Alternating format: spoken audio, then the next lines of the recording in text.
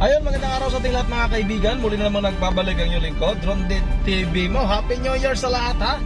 January to ng 2024 mga kababayan. Pasensya na 4 days tayo na walang upload dahil nga sa naging busy tayo sa ginagawang pagsalubong natin ng taong 2024 mga kababayan. Yun ang mga kababayan, pag-usapan natin yung mga nangyayari noong 2023 na talagang nag-viral ito sa mundo ng social media, sa mainstream media mga kababayan, na pinag-uusapan talaga kung ano ba yung mga nangyayaring nagiging viral mga kababayan sa ating bansa sa nakaraang taon. Yun na nga isa na doon itong nangyari nga kay dating Gobernador Roel Digamo na talagang napaka brutal mga kababayan, pinasok yung kaniyang pamamahay habang namimigay ng ayuda sa ating mga kababayan doon sa Negros Oriental. At yun na nga napatay nga itong si dating Gobernador Roel Digamo at ang pangunahing mastermind na sinasabing si dating Congressman Arnie Teves ay hanggang sa ngayon ay nagtatago pa rin mga kababayan. May warrant of arrest na pero hindi pa nga ito na aresto. Yun ang mga kababayan, muli nating balikan ang mga controversial o viral na nangyayari noong taong 2023. Ito na mga kababayan, sabay-sabay natin itong panoorin. Pagpasok pa lang ng taong 2023, nagbulat ang buong hanay ng pambansang pulisya sa panawagang resignation ni Department of Interior and Local Government Secretary Benhar Abalos sa buong senior officials ng PNP na may ranggong Colonel pataas. A radical move. Kamukha ng sinasabi ko, extraordinary times calls for radical and bold action. This is out of the box. In the same token, kung let's say may matangkap kang resignation, let them retire silently.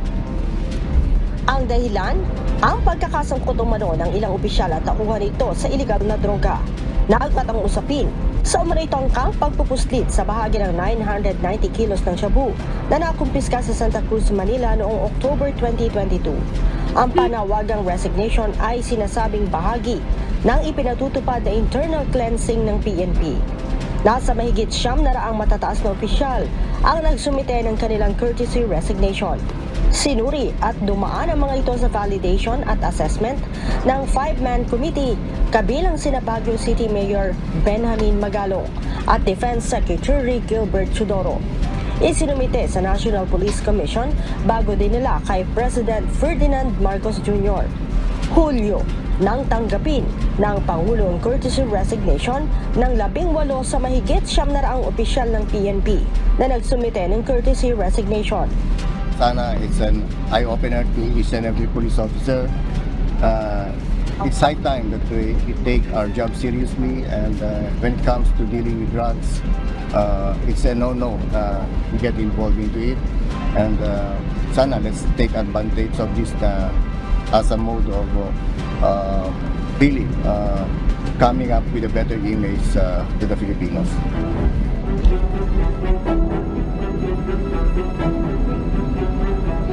Ito yung napaka-controversial mga kababayan. Isa pa sa gumimbal sa publiko ay nang matagpuan ng patay ang estudyante ng Adamson University na si John Matthew Salilig. Si Salilig ay biktima ng hazing matapos na sumali sa Tau Gamma Phi Fraternity. Natagpuan ang bangkay nito sa isang madamong lugar sa Imus, Cavite kung saan ibinaon ang mga miyembro ng Tau Gamma. 7 sa mga suspect ang agad na inaresto ng mga pulis. Nagkaroon ng pagdinig sa Senado kaugnay sa pagpatay kay Salilig.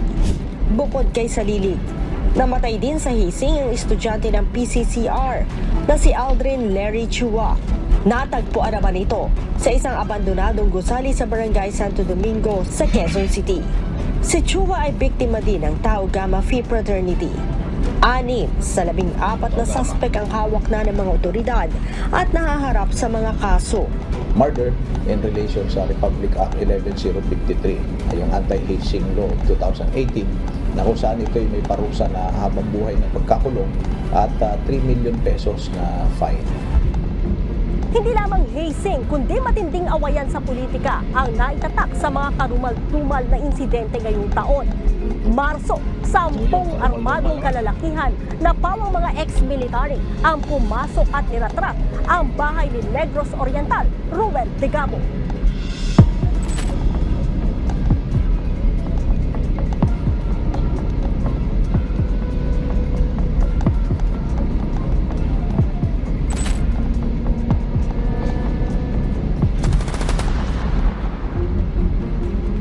Bukod sa gobernador, patay din ang 8 iba pa at nasa 17 ang sugatan. 11 sa mga suspect ang naaresto ng mga otoridad. 2 sa mga ito ang nagsabing si dating Congressman Arnolfo Teves ang umanay mastermind sa krimen. Papangalanan ko na pangalan nito. Ang pangalan ng mastermind, demonyo. Yun ang pangalan niya talaga, demonyo tong taong to. At ipakukulo natin yan. Wala pa.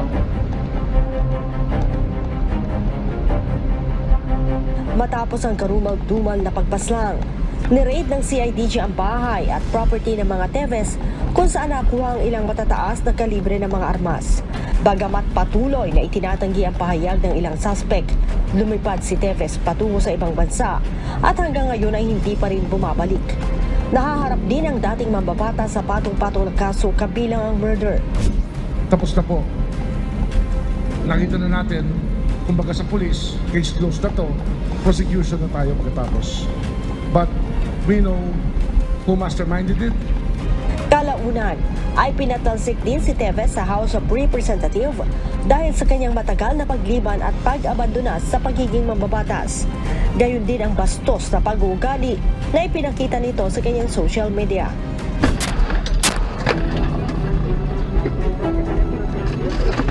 Hindi rin nakaligtas sa mga nangyaring krimen ang ilang mamamahayag. 4 na miyembro ng media ang napatay sa Administrasyong Marcos. Kinabibilangan ito ni Ray Blanco, Percy Lapid, Crescenciano Bundukin at Juan Humalon. Si Lapid ay pinaslang habang pauwi sa kanyang bahay sa Las Piñas. Isa sa umanay mastermind sa krimen ay si dating Bureau of Corrections Chief Gerald Bantag. Si Bantag ay may warrant of arrest sa kasong murder at patuloy na pinaghahanap ng mga otoridad. I challenge General Bantag, if you are really a man, you surrender and face na consequences para malaman natin kung anong katotohanan, hindi yung through social media. Habang pinasok naman at pinagbabaril habang nagpaprograma sa radyo si Humalon. Patuloy ang investigasyon sa insidente. Naging malaking issue rin ngayong 2023 ang pagkawala ng isang beauty queen sa Batangas na si Catherine Camilon. Sinampahan na ng kaso kidnapping ang pulis na sinasabing sangkot sa krimen na umano'y karelasyon ng biktima. Hanggang sa ngayon ay palaisipan pa rin sa mga otoridad ang kinaroroonan ng beauty queen.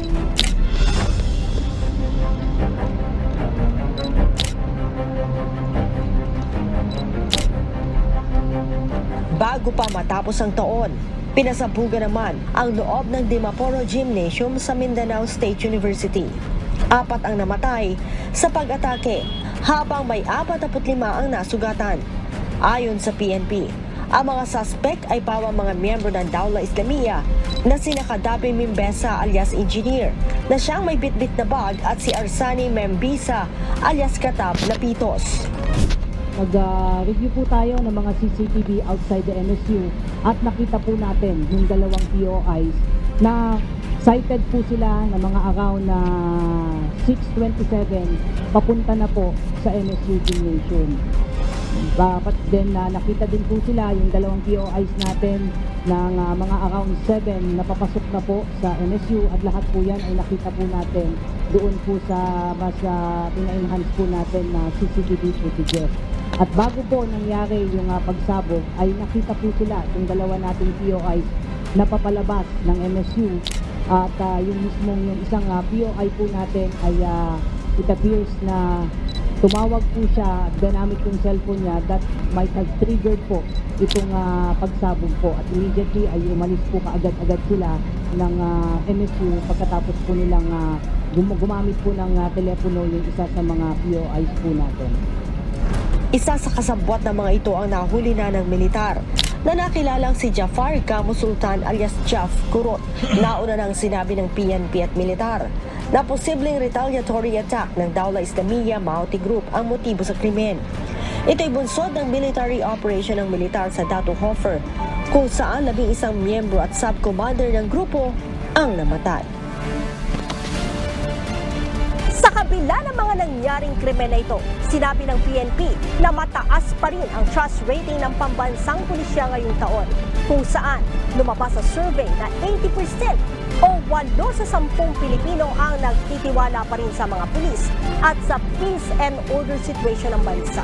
Yun ang mga kababayan, wala naman tayo talagang ibang malalapitan din, wala namang ibang tawag ito mga kababayan yung nagpapatupad sa batas, kundi ang Philippine National Police lang naman. Talagang wala tayong masasabi na ayaw natin na magtiwala sa kanila. Saan ba tayo magtiwala? Kaso nga lang, yung ibang kapulisan kasi ay yun nga, ay gumagawa ng hindi maganda. Kaya yung mga mabubuting pulis ay nadadamay. Napakarami namang mabubuting pulis mga kababayan kaysa mga gumagawa dyan ng kasamaan. At yun ang idagdag natin ang yung nangyari din kay Jubilin Gallino ay napaka-viral din nung pagkawala ng beauty queen din yun mga kababayan isang criminology student yung si Jubilin Gallino ng Palawan mga kababayan, nawala nga din yun at yun na nga sinasabi na natagpuan ng 18 days ay nagiging bungo, naging kalansay, tapos yung kalansay pa mga kababayan ay tuyo na, nilulumot na at ang pinagbibintangan mga kababayan noon ay yung kaniyang pinsang buo na si Liobert Dasmariñas, ngunit na-dismiss din yung kaso ni Liobert Dasmariñas dahil yung mga piskal dyan sa Puerto Princesa, Palawan ay hindi naniniwala na ganon-ganon na lang kabilis magiging bungo yung tao mga kababayan, kaya napawalang sala yung si Liobert Dasmariñas sa tulong na rin ng ating iniidolo na si Idol Biguas Tumi Abili at nakakalungkot nga din yung nangyari kay Idol Biguas Tumi Abili dahil pumanaw po siya mga kababayan. Yun ang isa din yung sa talagang gumimbal sa ating bansa, yung pagka wala ni Jubilin Gallino sa loob ng Robinson Mall. At yun nga hanggang sa ngayon ay wala rin, parang ang nangyari nga kay Catherine Camilon ay parang ganun din yung nangyari kay Jubilin Gallino. Ang nangyari kay ang nangyari kay Catherine Camilon ay parang ganun din yung nangyari kay Jubilin Gallino mga kababayan. Sabi nga natin mga kababayan, hindi na talaga matatagpuan din yung si Catherine Camilon. Yun ang mga kababayan, ulit Happy New Year sa inyong lahat. 4 araw yata tayo walang upload nga dahil naging busy din tayo dito sa ating probinsya. May mga ginagawa tayo. Oy, ma-shoutout na lang sa lahat hindi tayo makapag-shoutout ngayon kasi nagda-drive tayo. At Happy New Year sa inyong lahat. Yung mga nasa Japan pala mag-iingat tayo dyan kasi mayroong lindol na 7.5 na lindol na tumama sa bansang Japan. Nandun yung ating mga subscriber na talagang todo suporta sa atin, sila Ma'am Caroline Kawakami, si Ma'am Joyce. Sana po mag-ingat po kayo dyan ma'am, at sana nasa mabuti kayong kalagayan. Ulit Happy New Year sa inyong lahat 2024 na tayo ngayon, January to. Yun ang hanggang dito lang muna mga kababayan. Maraming salamat sa inyong patuloy na suporta. Ingat tayong lahat. God bless bawat isa sa atin.